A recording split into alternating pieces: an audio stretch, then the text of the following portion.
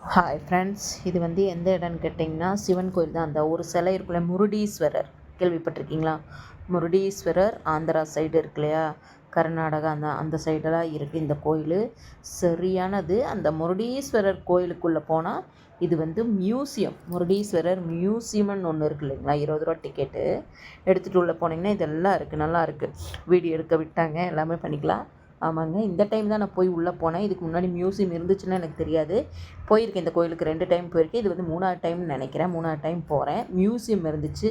சரி உள்ளே என்ன இருக்குன்னு போகலான்னு பார்த்தா இந்த சாமியோட உருவான கதை வரலாறு எல்லாமே மியூசியத்தில் இருந்துச்சு. ஆமாங்க, சூப்பராக இருந்துச்சு. முருடீஸ்வரர் சிவன், எனக்கு தான் சிவன்னா ரொம்ப பிடிக்குமா.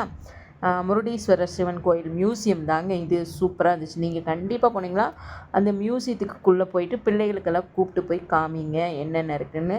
ஆமாங்க, நம்ம பிள்ளைகளுக்கு ஒவ்வொன்றா நம்ம தான் காமிக்கிற மாதிரி இருக்கும். சூப்பராக இருந்துச்சு. கண்டிப்பாக முருடீஸ்வரர் கோயிலுக்கு போனீங்கன்னா இந்த மியூசியம் 20 ரூபா டோக்கன் டிக்கெட்டுங்க வாங்கிட்டு எல்லோரும் போய் என்ஜாய் பண்ணிட்டு வரலாம். இந்த டைம் நாங்கள் போய் எங்கள் கூட வந்தவங்களும் கூப்பிட்டு போனோம்.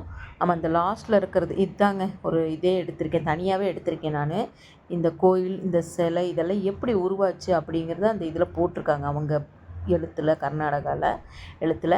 ஆமாங்க, சூப்பராக இருந்துச்சு. கண்டிப்பாக நீங்கள் எல்லோரும் முருடீஸ்வரர் சிவன் கோயிலுக்கு போயிட்டு வாங்க, அதோட மியூசியத்துக்கு போயிட்டு வாங்க. மியூசியம் மறந்துடாதீங்க.